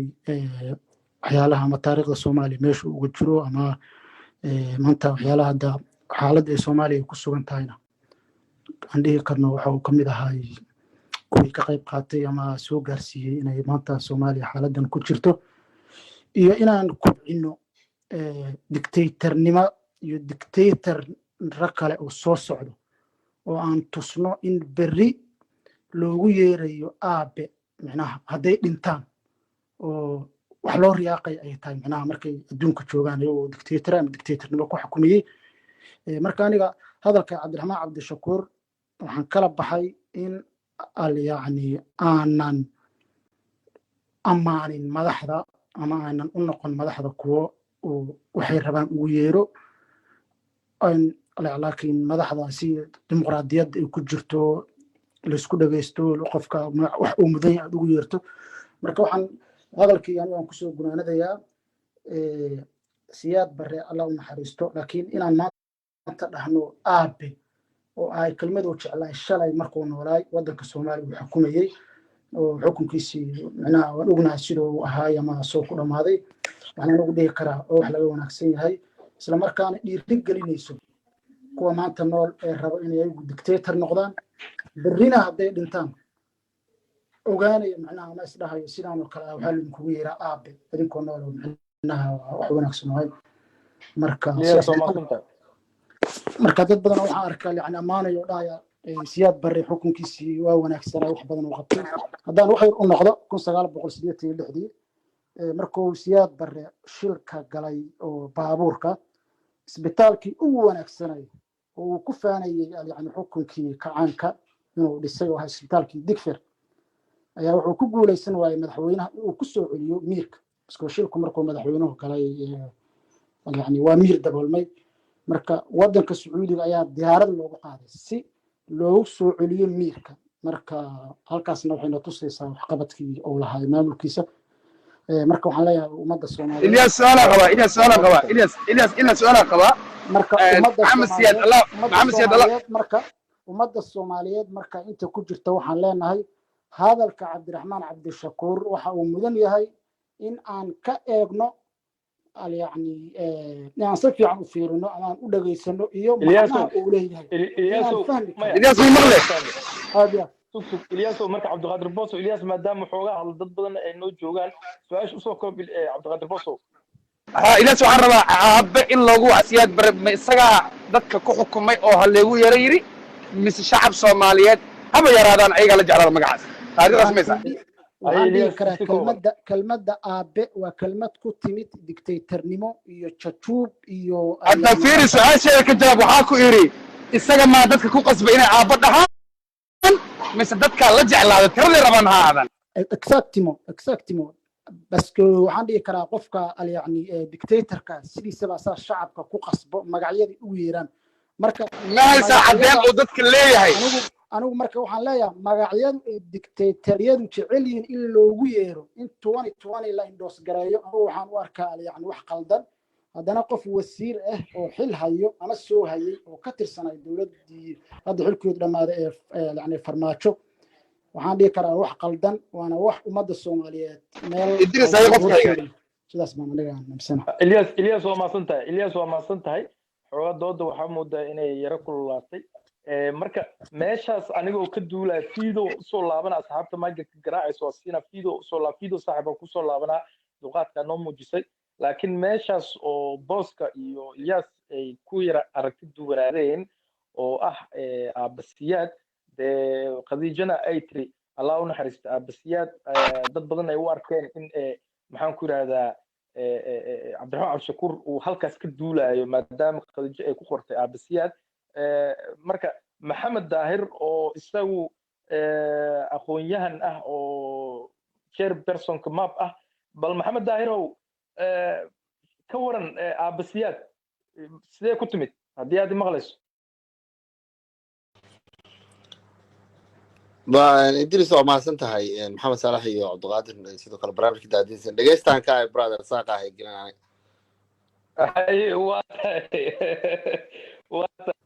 maadaama uu title leeyahay maxamed daahir waa uu ka yara gaabsaday انا dib ugu soo laaban انا karaa مايا انا راعي sababta ku imaaday inta ka qaano oo taariikhda ka haayo een waa maqlay sama marka hadda telefoon soo galo call ku iga go'aya aad iyo aad haye ku soo soo laabto waa maqlay sama Idris haye ku ay saaxiibayaal een horta siyaad bare dictator uu ahaa waa run Allah u naxariisto dictator uu ahaa xukunka sharci darro ku haysto 30 sano laakiin kelmadda aabe waxa ula baxay dad isaga la dhacsan taageerayaal qaas u ah asaga aaminsan aragtidiisa inuu joogana jeclaa ayaa aaminsan marka aabahay dhihin qofna dhihi maayo waana kelmad xushmadeysan laftirkeeda inkastoo dictator ah kala saarno taas waa taas haddii hadda hadaan ka waran dimuqraadiyaddu ninkii cabdiraxmaan cabdishakuur dheelinay isaga laftirkiisa soo dad ula qaasa ulama dhahan madaxweyne cabdiraxmaan cabdishakuur madaxweyne ma aha laakiin dad baa la jeclaaday sidaas oo kale waa maasanta haye marka waa maasantaha mawfiido ku soco adoo soo koobay walaalkii waa mahadsan tahay niyo horta waxaan rabaa cabdiraxmaan cabdishakuur waa nin masaajid london joogi jiray western buu xoogaay janaalada akhristaa western politics imaan waxaa ka socday for so long for the last 6 to 10 years populism waxa la yiraahdo identity politics xun baa socotay cabdiraxmaan which by the way identity politics kood aragtay covid-19 ayaa expose gareeyay inay tahay concept iyo waxyaalo aan meel gaari kan oo ku dhashin emotions dad la kicinayo dad la rabo in maxaa la yiraahdaa ummadda la hor keeno sideedana waxa waa identity politics sideeda wax ay address gareyso structural change society ma sameyso emotions bay wadaa Donald Trump Mareykanka oo one of the most leading wall maxaa la wall power ahaan jiray afarta sano Donald Trump meeshuu geeyay waad aragteen marka sidii horta cabdiraxmaan cabdishakuur waxaa moodaa meeshaas buu ka arkay solution meeshaas buu ka arkay in ay tahay meel kursi lagu gaari karo maadaama ay ku gaareen Trump iyo Boris Johnson iyo rag kale oo western jooga midda kale cabdiraxmaan haddii uu farmaajo for so long maalin wada debate buu sheegay ma uu ka hadlayay for so long waxaa moodaa personal attack ayuu wadaa rather than policies-ka farmaajo waxaan baa ugu soo jeedaa waxaan buu ku filgaray waxaan buu kusoo filgaray solution-kan baan haya haddii aan de lii select garay madaxweynaha noqdo maadaama Soomaaliya election uusan ka jirnin weli waxaa laga yaabaa inaan waxaan sameeyo ma jirto cabdiraxmaan from maalinta farmaajo la doorta ilaa hadda wuxuu ku jira farmaajo qof luu ka hadlayaa ma garat ayadana waa wax oo de laga fiican yahay marka midda kalena waxa weeye is so predictable cabdiraxmaan cabdishakuur wuxuu maanta ku hadlay wax ka wax oo qof ka filanayn horta and dadka Soomaaliyeed they deserve much more from qof rabo inuu highest seat of the land uu rabo duhami kaga jiro midda kalena de sidaan ani aaminsanahay iyo dad kale laga yaabaa ilaa cabdiraxmaan ani saan u arko waa nin failed politician wuxuu rabaa inuu relevant ahaado in Somali politics and wuxuu isleeyahay de to stay relevant waa inaad de waxyaalahan iyo rhetorican iyo dog whistling u wado inaad sii wadid personal attack I don't think Somali challenge kaas inay ka qaadi karto and markaa fiisid quality-ga leaderka fiican oo loo baahan yahay cabdiraxmaan markaad fiirisid markii la fiirinayo 6 baan isdhihi karaa quality leaderka lagu fiirin karo cabdiraxmaan xataa maybe hal xataa ma u qalma xataa because waxaa la fiirinaya inuu integrity leeyahay xisaabta inuu ogol yahay inuu qof empathetic yahay qof humility u yahay qof resilience inuu yahay qof vision iyo meel wadankan u wado qof de positive iyo wax maxaa la yidhaha ummadda isku keenaya ka shaqeyn cabdiraxmaan intaas ma lahan qualitygaas ma lahan ma yahay ninkii Soomaaliya ka samata bixin lahay fiido doodan ku soo cabdiraxmaan arrimihiisa kale doodan u socdaa de walaal de waa fahansanahay marka waxaan ka wada qofka hadalka ka soo baxay baa rabaa inaan analyze gareeyo aan isdhaho de hadalkiisa iyo qaab wuxuu ku hadlay macna ma lahan I think for me marka cabdiraxmaan cabdishakuur wuxuu ku hadlay waa laga qurux badan yahay waa qof kastoo caqli uu fahmi karaa meesha Soomaaliya maanta joogto Soomaaliya meel dheer bay ka timaaday dadkii Soomaaliyeed waad aragtaa isdhexgalka bulshada uu sii siyaaday dadkii baa xamar ku laabanay guryo dhisanayo across qabiil kasta ayadoo la wadiya markaad fiirisid the last 1.5 year waxaad moodaa dadkii in lagu celinayo de meel laga yimaaday marka cabdiraxmaan waxa dadkii buu rabaa inuu sii kiciyo uu isleeyahay xalka meesha buu ku jiraa meesha buu ka arkay siyaad barre waa another discussion buu u baahan yahay maama khadiijo booqsiyaad bare allah u naxariisto ilaahay u naxariis kaga baahan yahay laakiin markaa fiirisid si kale uu dhihi karay wuxuu dhihi karay uu ka hadli karay siyaad bare aan dadka siyaad bare iyo farmaajo qabiil ahaan u fiirinaya waa dad aad iyo aad caqligood u yar yahay labadooda isku qabiil way noqon karaan wayna yihiin laakiin siyaad barre waddankaas wuxuu ka dhigay farmaajo xataa victim siyaad barre waaye because of qof kasta oo Soomaali madaxweyne ka soo noqday waxay u fikirayaan u dhaqmayaan even xataa ninkan politics ku jirin oo business ku jiro kii education ku jiro ordinary citizen ka xamar dhex jooga Hargeysa jo siyaad bar influence baa ku jiro qof kasta horta marka farmaajo victim xasana Sheekh Shariif Cabdiraxmaan ka ma fahantay marka anagoo dhan marka Cabdiraxmaan marka waxa la fiido waa ku mahadcelinayna marka anaga waqtiga soo koobayna aad u maasanta fikradaada kale aday xor ku tahay engineer Liban oo ku soo laabanayna markan qasab waxa ah oo waajib ah in gabdhaha siino kadibna aan rag u soo laabano marka Fawziya hadii ayna maqlayso السلام عليكم. وعليكم السلام. waa mahadsantihiin waana idin wada salaamaya dhammaan walaalaha meesha ku jira horta waxa weeye anigu horta si guud baan rabaa inaan u hadlo haddii ilaahay idmo oo important ah oo loo baahan yahay waxa weeye haddaynu Soomaali nahay yacnihii dhibaatada maanta ina haysato oo last 31 years ina haysatay aan haba yaraatee soo hagaagaynin oo aan maaragta lug looga baxaynin oo qofkii damca inuu wadana maaragtay nolol taf uu marayo waxa weeye maxaa la yiraahdaa there is a reasonka inaynu raadino oo nidhaahno war maxaa inaga khaldan waayo dalka lagu sheegaya waa shacabkuna waa inageena maanta halkaa ku jirna inageenaas baa haddana qof walbaaba keligii markuu noqdo ee mas-uuliyad saarnaanaysaa shacab ahaaneed marka 31 sannadood baa waddankeeni degila yahay war maxaa inaga khaldan maanta se ma u baahannaha inaan details aadno marba nin iska ordaya oo yacnihii meeluu u socday meeluu ka socday garanaynin laakiin iska hehaabaya inaan inaguna daba socono timekeenu ku lumino oynu maantoo dhan ka hadalno miyaynu u baahannaha mise waxaan u baahannaha inaynu dib isugu noqono nidhaahno war dalkan annagaa iskale haddaan shacabkina war danteena waynu garanaynaa war nabad baynu raadinaynaa dalkeenoo dhismaynu doonaynaa maxaynu xaggaan ka bilownaa waxa weeye waxa laga bilaabi karaa waxay tahay marka ugu horeysa nin siyaasiyo ordaya nin samsamnayd watoole waxbaan hagaajinaya inaga dan inooma aha dantu waxay inoo tahay inaynu eegno godku meeshu ka qodaya maxay tahay kaa aad daba ordaysid oo u daba ordaysid hebel baan daba ordayaayo doonayo inuu madaxweyne noqdo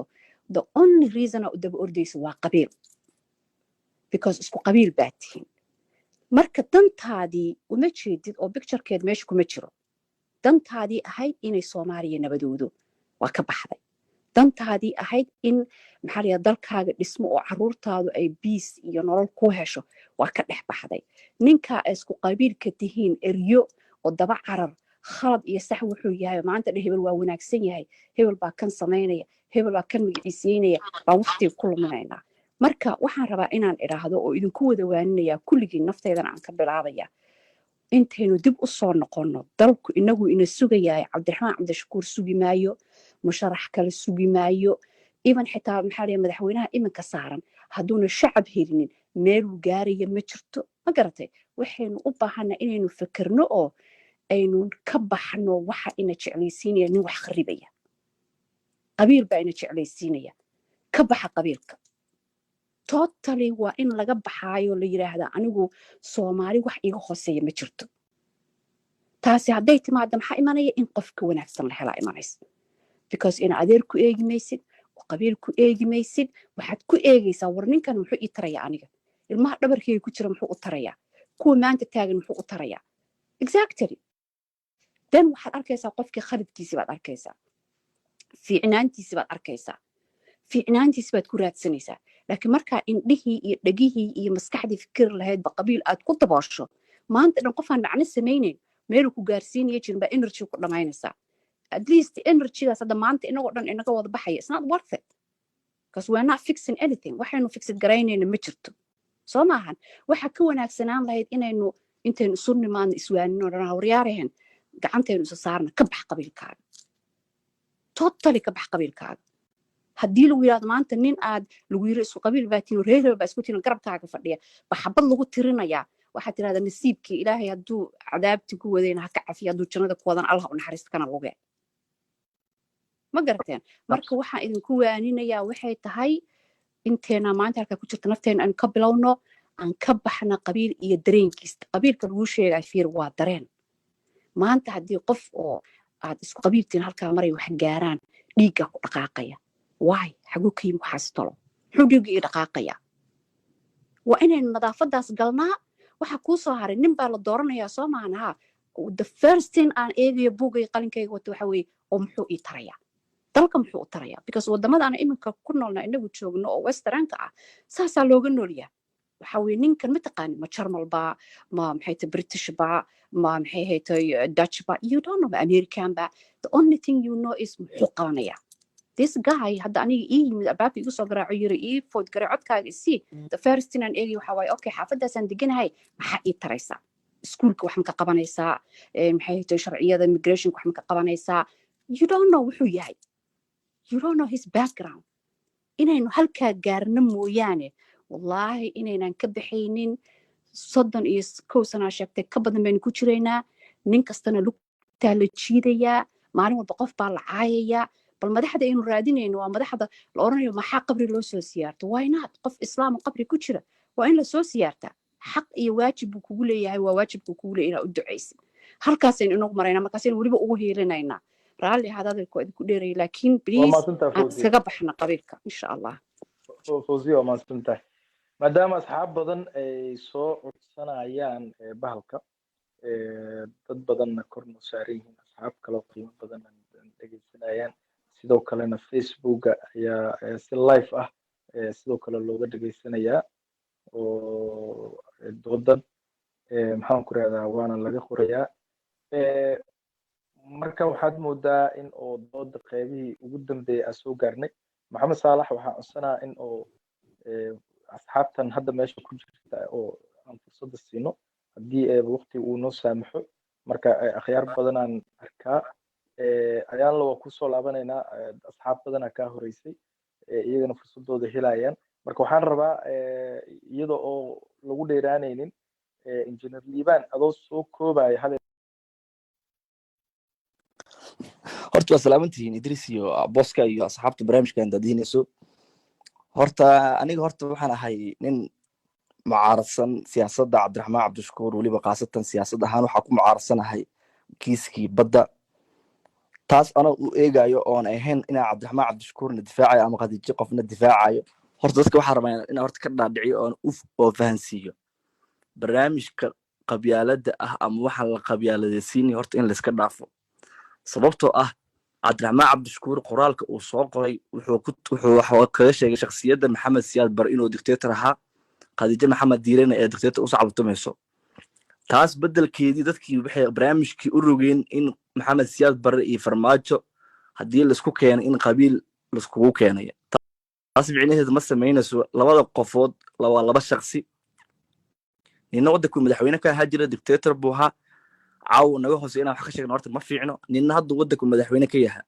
marka in labadooda qofood oo laisku keeno oo la dhaho labadan qofood waa laba qof oo qabiil isku keena micnaheedu ma samaynayso waa hadda anoo hadda dhahay idris wuxuu wax ka qoraa qoraalka cabdiqaadir booska oo kaleete waa laba qofood laakiin in qabiil ahaan andaas kugu keeno hadda labada qofood shakhsi ahaan isku keena micnaheedu ma keenayso in labada qofood ay isku qabiil yihiin waxaa rabaa dadka maanta dhan warkooda dhegeysanaya dadka ka hadlaya barnaamijkan cabdiraxmaan cabdishakuur wuxuu ka hadlay shakhsiyadda maxamed farmaajo iyo shakhsiyaddii maxamed siyaad bare inay isleeyihiin ay tahay shakhsiyad isleh oo macnaheedu tahay inay yihiin dad dictator ah labadoodana midna uu ahaa midna hadduu yahay taas micnaheeda wax ceeb ah ma keenayso haddii maxamed siyaad bare wax laga sheego oo farmaajo laba bardhigana taas micnaheedu ma ahan in barnaamijku uu yahay barnaamij qabiileed marka ani waxaa soo jeedin lahaa barnaamijka qabyaaladda ha laga daayo cabdiraxmaan cabdishakuur ani siyaasad ahaan waa u mucaarsanahay laakiin barnaamijka iyo qodobka iyo doodda uu ka hadlay micnaheedu ma keenayso inuu qabiil uu weeraray ama qabiil uu wax ka sheegay aniga taasaa aaminsana waana ka baxsan waa maqsan tahay 25 daqiiqo ugu soo horeysa hadda waa 35 daqiiqo ugu soo horeysa ayaan jeclaan lahaa inaan barnaamijka soo gabagabeeyo. Maxamed Salax sidee u aragtaa?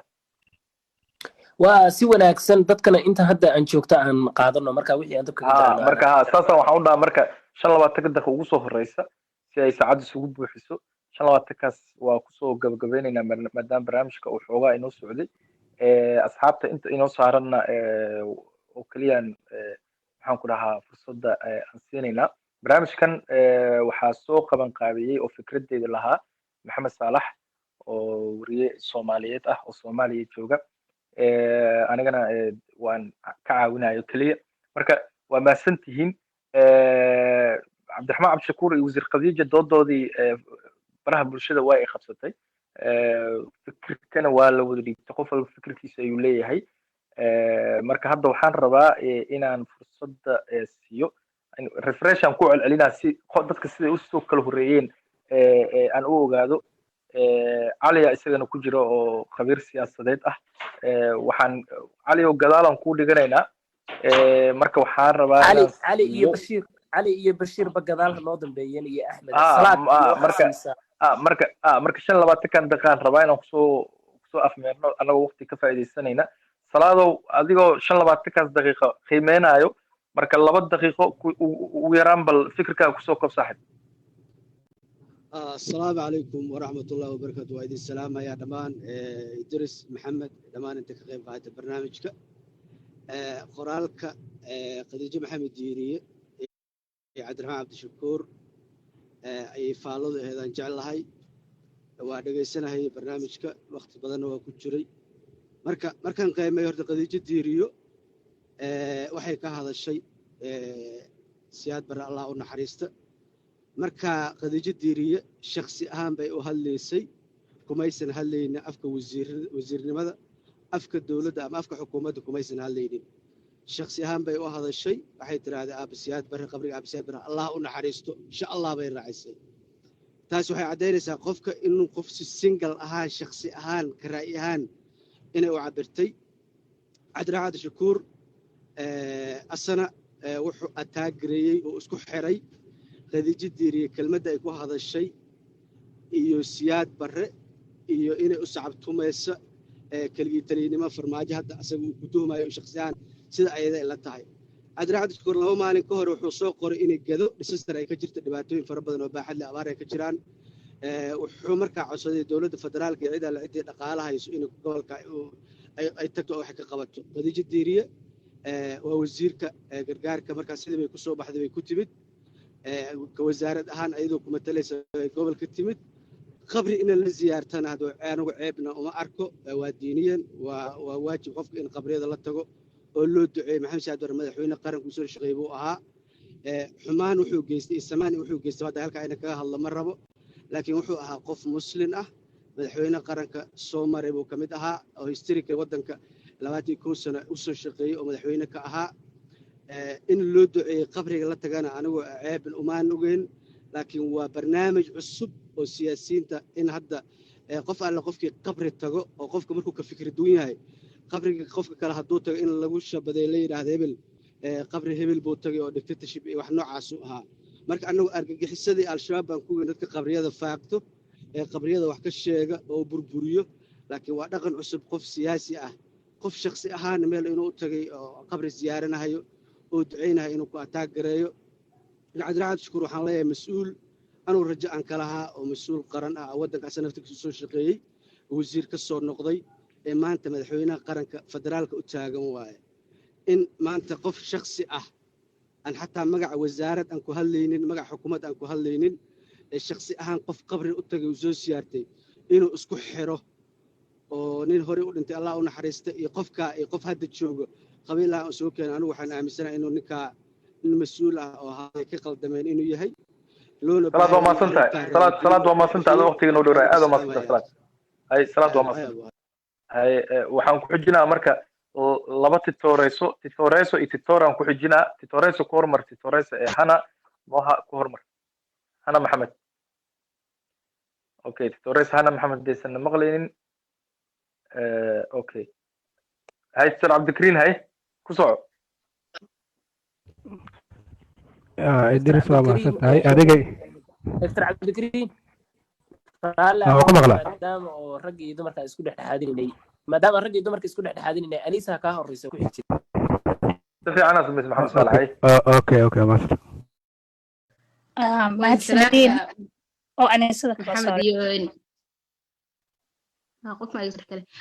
waan salaamaya maxamed iyo idris iyo dhammaan ka qaybgalayaasha dooda iyo laba dadka anisaa ku maxaa jira dooda meesha dhegeysanayaba maya wallahi deho anisada kor inoo saaran way inoo hadashay anisa botan waa isaan filaayo ka wadaan insha allah anisada aniga waan salaamaya dhammaantiin inkastoo caawa laba jeer inta isoo saarteen haddana iga dejiseen waa ku farxsanaa markii saddexaad aan jaanis helo horta waxaan aad uga xumahay in cabdiraxmaan cabdishakuur musharax madaxweyne isagoo maanta joogay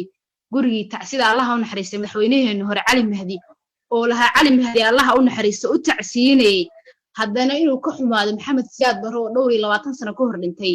oo madaxweyne soomaaliyeed ah oo ay wasiirad halkaasi shaqo u tagtay usoo tacsiyay inuu ka xumaado taas aad baan uga xumahay meyd kama macaana tacsi kama macaana marka ninka la cabdiraxmaan cabdishakuur uu ku ceeboobay cimaamadii baa kaga dhacday waxaan filayaa inuu raaligelin ka bixiyo wasiir khadiijana dhaqan wanaagsan ma aysan samayn ninka la dhaho cabdiraxmaan cabdishakuur way soo caysay haddeer ma dhexe xataa waxaa arkaya dad iyada garabkeeda ah oo cabdiraxmaan cabdishakuur caayaya oo maxaan ku raayto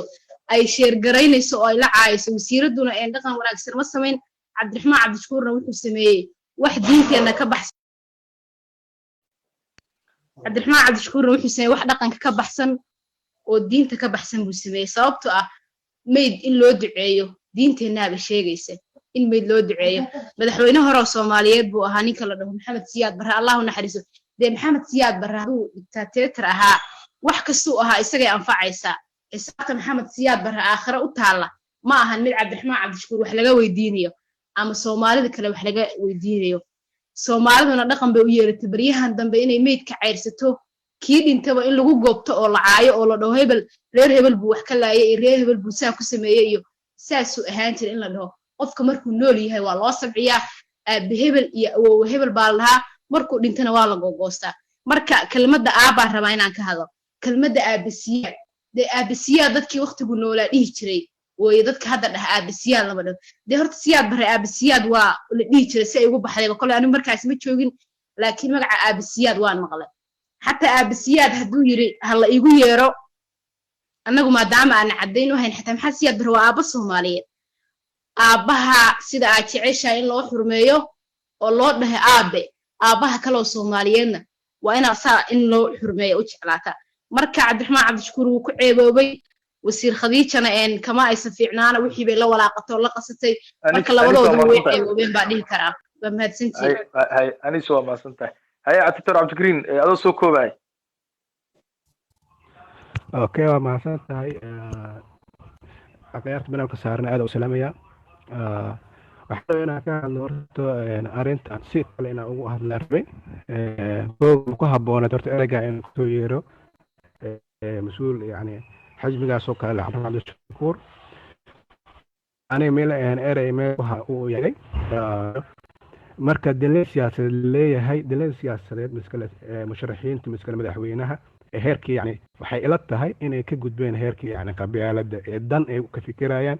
iyo ninkan in meesha aad ka riixato kaleeto waa ujeedaa siyaasadda soomaaliya markaa qiimeysid markaa qabiil ahaan haddaa waa loo fiirinaya la yiraahdo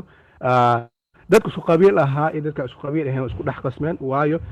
madaxweyne farmaajo dadka taageersan madaxda taageersan goboleedyada waa la yaqaanaa musharaxiin dadka yani taageersan waa la yaqaana koleyto inay ka gudbeen ila tahay laakiinse shacabka inta badan sensitive ay ku yihiin ereygaas inuu meesha yani qabasiye ma ahayn gefka dhac waaya isleeyahay laakiinse haddaan dhanka kaleenta ka fiiriyo maxaa ka dhexeeya siyaad bare iyo yani maxaa laleeyahay madaxweyne farmaajo koleyto ujeedkiis wuxuu ahaa inuu yani tilmaamo dictatornimada iyo noqdo kaleento yani farmaajo hadda kahor uu jiro markuu buugiisa qorayay tesiska oo yani madaxweynayaashii hore ku sheegay waxba kama jiraan yani oo aad ula dhacsan yahay sida buugiis ku cadeed siyaad bare marka dhan walba oo dhamankaasoo kale loo fikiri karaa iyo inuu eedeyn usoo jeediy madaxweyne farmaajo iyo wasiir khadiijo yani inta badan lagu xantay inay yani galgal badan tahay dowlad walba ay ka tirsan tahay marka tan kale aan raba inaan ka hadlo ereyga aabe oo dadka badan ka hadleen ereyga aabe meesha ma qabtaa iyo si cilmi ah haddaan u fiirino ereyga aabe meesha ma qabto qof walba uusan qabanin maxamed siyaad bar ma aha keliya ma aha madaxweyneyaasha kaleeto xitaa rasuulka ma dhihi karo maxaa lahay ereyga aabe taasna waxaa caddeynaysa nasdhana sheegayo in yani qofna oo ku dhalan inaadan dhihi karin aabe aayaddaasna waxa weeye ما كان محمد أحد من رجالكم ولكن رسول الله وخاتم النبيين مركا هذه لما ممنوعي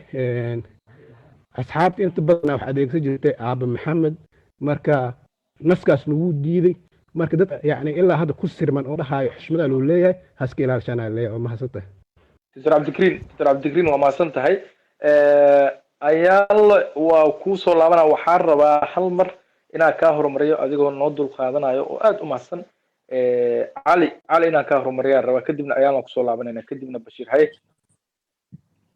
mahadsantahay idriis maxamed iyo cabdulqaadir waa salaamaya iyo akhyaarta marti sharafta ay dhegeysanaysa iyo inta banalka saaranba aniga waxaan leeyahay horta dooda tirada badan oo odhanaysa siyaad barre waa dhintay waa qabuuruhu ku jira in laga hadla maha khaldan u arkaa siyaad barre waa nin dalka soo xukumayay 20 sano siyaasi ahaa allah u naxariisto waa leenahay laakiinse waa laga hadlaya weligiisna waa laga hadlaya lamana deynayo sababtoo qof bini aadan ah oo historyga soomaaliya qayb ka ah oo dalka soo xukumay weeyaan horta ma lee maqlaa khadka uu ii sheegaa inuu wuxuu yahay si fiican marka suldaan oo maqlaa marka sida aan isleeyahay maxaa siyaad barre madaxweyne dalka soo maray buu ahaa in laga hadlana waa wax caadi ah ama si khaldan looga hadlo taariikhdiisa ama si sax ah looga hadlo ama run ha laga sheego ama been ha laga sheego waa laga hadli doonaa waa la soo hadal qaadi doonaa arrinta ku saabsan marka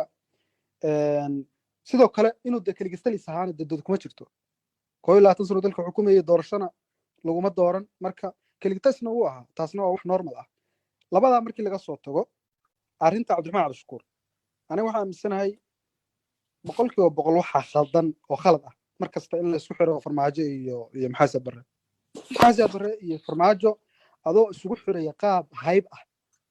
ya waa aniga waxa isla tahay inay khalad badan tahay sababtoo ah dalkan madaxweyneyaal badan soo maray siyaabo badan oo khaldan ay u dhaqmeen qaarkood waxyaalana waasixeen weligeed hore uma dhicin cid siyaad barre ku xiri jirtay madaxweyneyaashaas ama xasan ha noqdo ama shariif ha noqdo ama cabdullaahi yusuf ha noqdo laakiinse mar walba hadda waxaan aragnaa siyaasiyiinta mucaaradka ah in ay markastoo ka hadlayaan farmaajo inay ku xiraan siyaad barre oo kaliitalis weeye dhaqankii siyaad barre wataa marka dood jaban wey waa qaab muujinaysa maaragtay kicin bulsho dadka in lagu abuuro qabyaalad wixii hore oo reer hebel idinku sameeyeen wixii hebel idinku sameeyey baa hebelna asagoo leh reer ah rabaa inuu idinku sameeyo dan marka waxaa abuurmaya cabdiifad iyo qabyaalad marka waxaan isleeyahay siyaasiyiintu waa inay helaan farsamooyin kale oo macquul ah oo logic ah oo ay ku kasban karaan bulshada saasaan isleeyahay qodobka kale oo ugu dambeeya oo ah qadiyo aabe ayay tiri qofku wuxuu dhahay horta isaga u taalla isaga khusaysa anaga ma rabno inaanu qof ku shuruudayno hebel baa hebel aabe yiri iyo hebel baa hebel hooyo tiri marka adduunyadu waa iska normal father of nation waa isticmaala father of history aad maqlaysaa father of economics aad maqlaysaa majority-ga bulshada Soomaaliyeed say u arkaan waa sida saxda ah oo ah in falcelinta mudane Cabdiraxmaan Cabdishakuur xoogaa ay maaragtay marada ka dhacday aniga ra'yi ahaantayda marka waxaan rabaa inaan 3 shay ka iraahdo oo kooban kow ereyga aabasiyaad horta erey wuxuu ahaa xilli abuurmay ummadda Soomaaliyeed maskaxdeeda iyo caqligeeda isu tagtay oo ereyo badan la abuuray oo xilligii maaragtay revolutionka gacanka u jiray aabasiyaad wuxuu la mid yahay guulwada siyaad sidoo kale jaala siyaad magacyo badan baa jiray oo uu lahaa horta taas waa taas magac maaragtay hadda Cabdiraxmaan diiniyan kama hadlayne oo diiniyan maaragtay ha loo joojiyo ma dhihina siyaasad buu ka hadlayay sida aan ognahayna ninka siyaasiga wuxuu raadiyaa meesha uu isleeyahay maalinkaas wax yar baad ku heli kartaa oo bulshada aad ku kasban kartaa laakiin runtii waxaan isiri anigu mararka qaarkood ayadoo weliba dee aan xurmaynayo oon qadarin u hayo ninkaas siyaasiga ah lagana yaababa dee inay u noqotaba waayo bulshada commentskeedu way toosisaa markii qalbigu fayow uu maaragtay gaaro way toosisaa mararka qaarkood asagaa isjebis weeye ninkaas cabdiraxmaan isjebis baa maaragtay yay u eg tahay markaad u fiirisid waa nin hal abuur leh maaragtay si fiican u hadla laakiin suu u socdo ayaa waxa la wuxuu soo abuurayo hal mar dhulka ku dhuftaa sida hadda ayaan hore ku dhacday oo kale intuu maaragtay wadamada Yurub tagay uu soo qaatay xadiiskii naqsaat fil aqli oo asagii maaragtay dhibaato weyn ka soo gaartay tan tiibay la mid tahay tii badda oo dee maaragtay nin maaragtay asaguna mas-uulaha ah xilligaas ayadana oo dadku ay siyaalo badan uga faa'iidaystaan asagana sidoo kale dhibaato kale ka soo gaartay horta taasaan uga gudbayaa tan kale wasiiro kale la socday dubbaa la socday oo asagana wasiir maaragtay dowladda ka tirsana ma uusan soo qaadin waxaad moodaa xoogaa yara maaragtay dad kici buu isleeyahay dhan walbaba ha ka jireen ummadda Soomaaliyeed ninka siyaasigaana waxaa laga yaabaa maalinkaas markuu isleeyahay wax raadi meesha uu is yiraahdo waad ka heli kartaa inuu ka raadiyo horta wasiiradda ma aqaan kaligeed wax asaga uu maaragtay u bartilmaameysaday tan kale tacsibay u tageen qabriga markaa u tagtid ummad badan oo Soomaaliyeed baa tagtay oo madaxweyne xasan sheekh kamid ahaa ra'iisul wasaarayaashii kamid ahaayeen wasiirro kamid ahaayeen xasan sheekh intuu dul istaagay wuxuu yiri ilaahay ha u naxariisto meesha uu Soomaali ka qabtay maalinkuu xukunka qabtay ayaa ka xumayd buu yiri meeshii uu gaarsiiyay oo maaragtay meel xun buu ka qabtay buu yiri waanan qirayaa buu yiri sidaas uu yiri qof kastoo tagana dee Garbaharey madaxweyne ummadda Soomaaliyeed oo taariikhda Soomaaliyeed ku suntan baa maaragtay ku aasan waa inuu tago waa ku qasban yahay waa sharaf bulshada Soomaaliyeed oo meesha degan bay sharaf u tahay asagay sharaf iyo maamuus u tahay tacsida marka waa tacsi inta loo soo duceeyay qabriga la tago waxaa qabiyaalad cad ah runtii oon maaragtay anigoon si u cadiifadaynayn aan farta ku fiiqayaa oo qabiyaalad cad ay ahayd cabdiraxmaan cabdishakuur asagoo buuggii tacsida oo ilaahay ha u naxariistay madaxweyneheenii hadda usbuucii lasoo dhaafay geeriyooday cali mahdi maxamed asagoo buuggii tacsida saxiixaya inuu mas-uuliyiin Soomaaliyeed oo u tacsiyeynaysa madaxweyne hore inuu maaragtay si toos ah u weeraro taas ayaala marka waa maasanta waa gabagabeeyey marka waa maasanta ayaala waa maasanta salaam calaykum waa maasanta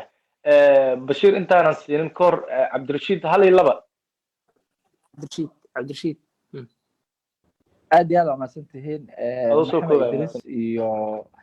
maxamed idris iyo walaalkay maxamed saalax idris iyo maxamed saalax nin horta aragtida dhihi lahaa saaxiibada dhaheen laakiin hal midaan rabay inaan ku daro hal point oo anuu soo gabagabeyna horta dadka Soomaaliyeed cabdiraxmaan cabdishakuur artikalada uu qoro ama qoraalada uu qoro dadka Soomaaliyeed horta sida ayaga rabaan ay u fasirtaan ama narrative-ka ninkaas oo abuurayo hadda markaan waxaan jeclaan lahaa cabdiraxmaan wuu arki doonaa falcelinta halkan ka dhalatay ummadda waxaan hal talan soo jeedi lahaa horta waxa aad naqdinaysid marka hore faham guud ka qaado fiiri qiimay second markaas wax ka sheegi kartaa waxa degdega Soomaalida dilaa mar walba waxaan kula tali lahaa wasiiradeena way degdegtay cabdiraxmaanna narrative-ka sida sheekada soo abuuray iyo siday noqotay different u dhaxay laakiin inta kale walaalaha sida diinigan uga hadlay sida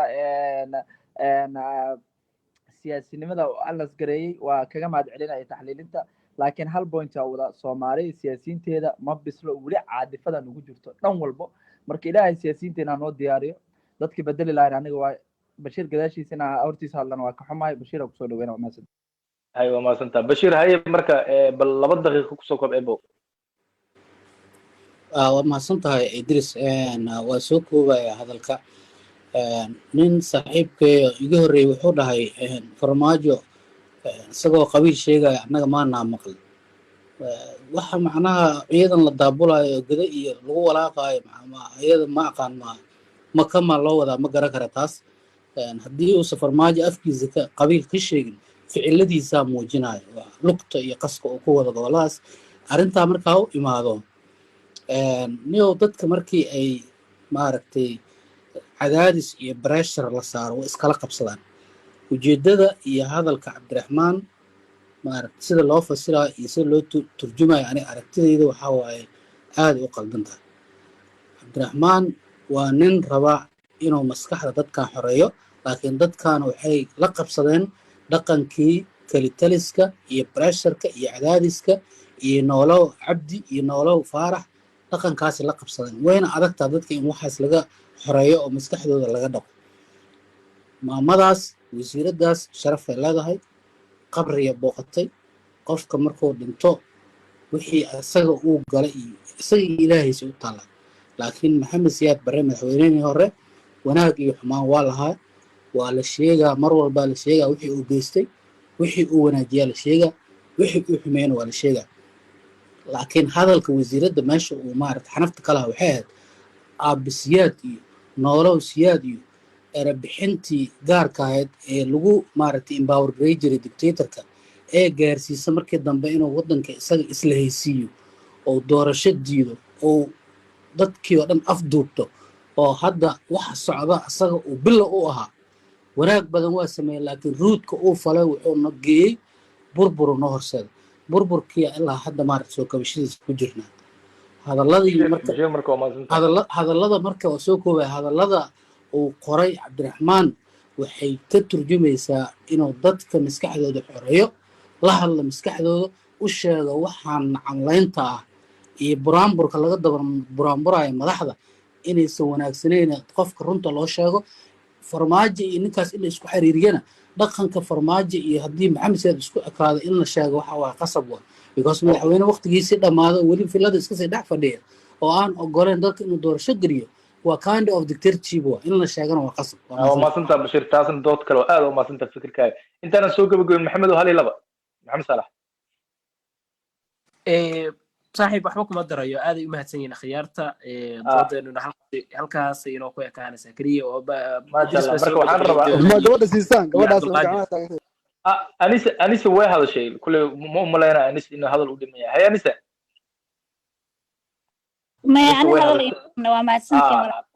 cali waa maasanta anise way hadashay waa la socday koraan kala socday marka waa maasantihiin waxaa barnaamijkan soo abaabulay oo soo agaasimay maxamed saalax anagana waa la daadihinayay cabdiqaadir boos oo kale waa mahadsan yahay dhammaan akhyaartii sharafta lahayd ee ka qayb gashay oo u badnaa aqoon-yahano siyaasiyiin dhalinyaro siyaasadda aad ula socoto gabdho maxaan ku rahdaa iyo maxaan ku rahdaa dhammaan facebooka ayay mar kale ka daawan karaan oo ay ku jirtaan haddii aad doonayso intii hadashay oo si ay mar kale u daawadaan hadalkooda facebooka live ayaa laga sii tabinaya marka dib waa uga eegi kartaa marka akhyaarta dhammaan intii nagala qayb gashay facebook oo kusoo sheegi doonaa bogaa jiro oo haddii haddaad luuqa iga soo qabato waa kuu sheegi doonaa marka waa mahadsantihiin dhammaan waxaan u mahad celinayaa akhyaarta barnaamijkan ka qayb gashay iyo akhyaarta sidoo kale si sharafta leh inkastoo dadka dhegaysanaya barnaamijka qaarkood aysan ku qanacsanayn ama aysan ku aragti ahayn dadka qaarkood hadlaya taasina waa dee fikrad iyagana waa u mahad celinayaa intii fursadda u heli weysay inay ka qayb gasho sidoo kale iyagana karaali noqda oo dhammaan dadka lama wada gaarsii karo doodana ma aysan ahayn ceeb kuma salaysnayn sidoo kale kuma salaysnayn personal attack qof kasta fikradiisa ayuu xor u yahay soomaaliyana sidaad ogtihiin dimuqraadiyad ayay qaadatay dimuqraadiyaddana inkastoo aan lagu dhaqmin laakiin qof kasta inuu fikradiisa soo bandhigo waa xaq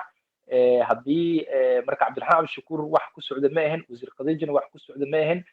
keliya aragti ayay ahayd aragtidaasna caawa halkan ayaa lagu soo bandhigay